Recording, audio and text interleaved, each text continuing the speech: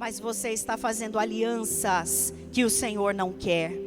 Você está fazendo alianças que o Senhor não se agrada.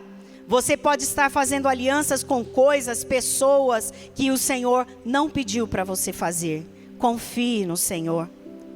O Senhor enviou o profeta nesta tarde para falar com vocês, minhas irmãs, para dizer para vocês da necessidade de mudança. Dizer para vocês, queridas, que o Senhor está confrontando essa geração de mulheres, porque o Senhor está levantando um exército de mulheres. E por que, queridas, o Senhor está levantando? Porque o Senhor colocou em nossas mãos uma missão que não é pouca. A missão de nós sermos ajudadoras dos nossos esposos, a missão de nós edificarmos o lar.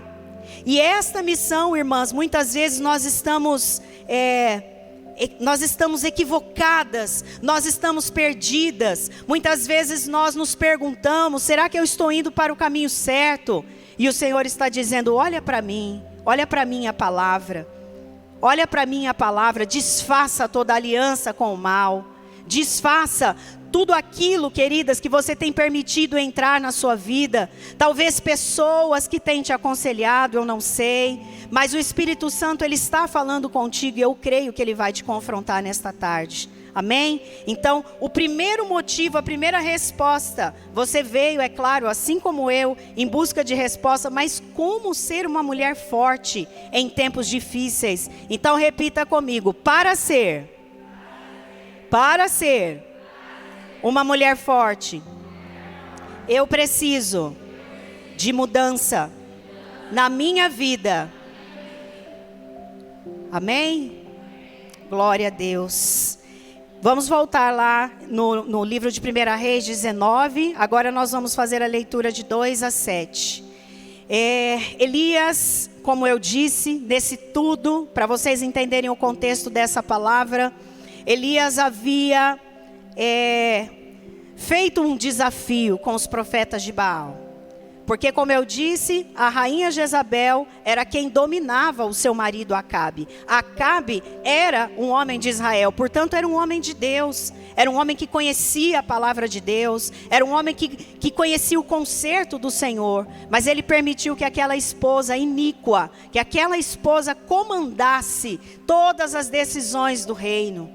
E então, quando Elias, nesse versículo que nós acabamos de ler, quando Elias chama o povo, ele chama o povo para um confronto, ele chama o povo para mudança, e ele diz para o povo, até quando cocheareis? Até quando você vai ficar dividida, mulher? Até quando? Depois de dizer isso, irmãs, Elias faz um desafio com os profetas de Baal. Eram 450 profetas de Baal e mais 400 profetas de Azerá. E ele diz, bom, se o Senhor é Deus, então sirva a Deus. Se você quer Baal, então sirva a Baal. Elias chamou todo aquele povo, diante do povo de Israel, ele fez o desafio. E ele disse, o Deus que responder com fogo, esse será Deus. E os profetas de Baal armaram ali, fizeram o sacrifício. Colocaram lenha, colocaram fogo. Irmãs, a palavra diz aqui no capítulo 18, antes desse tudo, antes do tudo que nós lemos no 1 Reis 19:1, tá? Para vocês entenderem o contexto. Então, ele chega, Elias, diante daqueles profetas, eles ficaram ali o dia todo, a noite toda, fazendo as suas orações, e Baal não respondia. E Elias chegou para eles e disse, será que vocês precisam clamar mais alto? Porque o Deus de vocês não está respondendo. E então, Elias começa a fazer o sacrifício. Ele coloca a lenha, ele coloca o cordeiro do sacrifício. Elias, então, diante de todo aquele povo, ele pede por 3 vezes que seja derramada água por cima daquele sacrifício.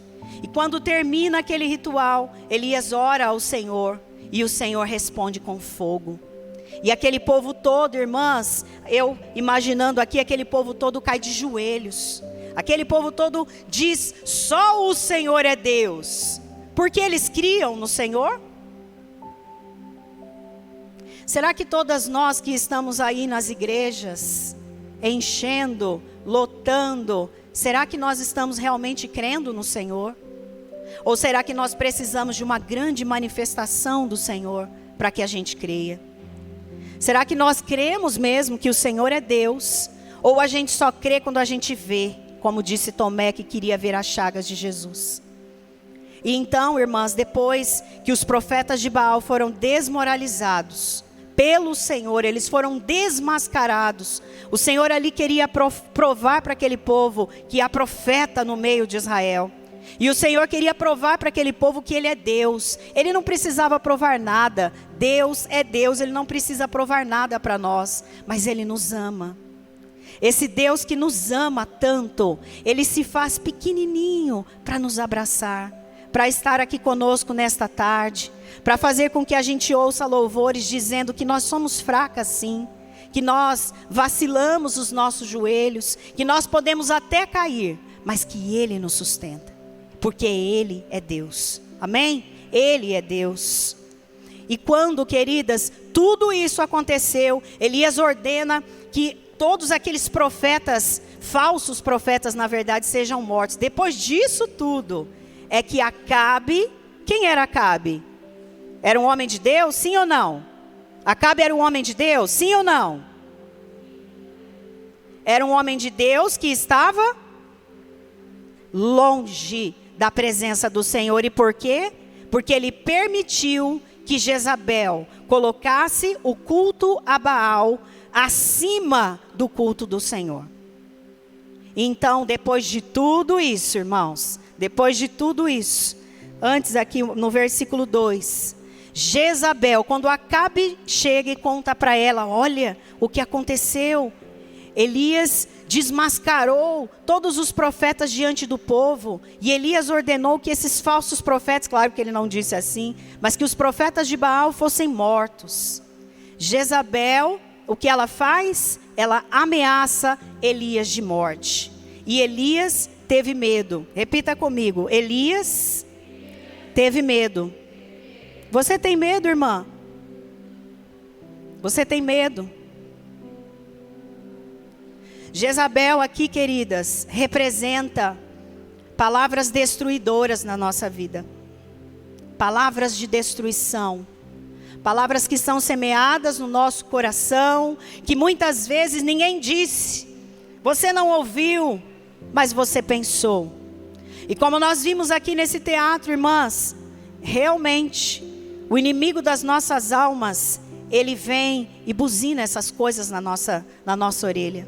E muitas vezes, ele usa pessoas, e ele não usa qualquer pessoa, querida.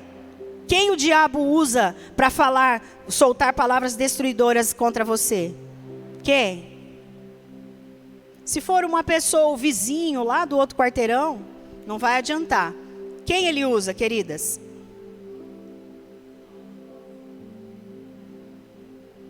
Ele usa as pessoas mais próximas de nós. Ele usa os nossos filhos, ele usa os esposos, ele usa os pais. Ele usa. E você acredita nessas mentiras. Elias teve medo. Queridas, o Elias teve medo depois de tudo que ele fez. Era isso que eu queria que vocês entendessem nessa tarde. O homem não fez pouco não, queridas. O homem fez muito. Ele foi usadíssimo pelo Senhor. Mas quando Jezabel diz, eu vou te matar, Elias. Por isso Jezabel mandou um mensageiro a Elias para dizer-lhe que os deuses me castiguem com todo o rigor, se amanhã nesta hora eu não fizer com a sua vida o que você fez com a deles. Versículo 3. E o que aconteceu? Elias teve medo. E o que ele fez, queridas? Fugiu. Como nós, muitas vezes, quando temos medo, quando não queremos lidar com aquela situação, Elias fugiu. O homem que fez tudo, ele fugiu. O Senhor está dizendo para nós nesta tarde, queridas, não é por acaso que eu comecei dizendo que eu sou um vaso pequenininho mesmo, olha o meu tamaninho, é um vasinho bem pequeno mesmo. A minha presença aqui, queridas, é insignificante, como disse a Hilda no primeiro louvor que nós aplaudimos. Ela disse, obrigada, se as palmas são para mim, obrigada. Mas para o Senhor, está fraco. Queridas, todos nós somos passíveis de medo, de momentos de fuga, de querermos fugir, de querermos desaparecer. Não importa se é um super pastor, não importa se é a senhora que varre a igreja, porque para Deus, queridos, não há maior e nem menor no reino de Deus. Jesus disse, aquele que quiser ser o maior, que então se faça o menor. Aleluia, oh glória.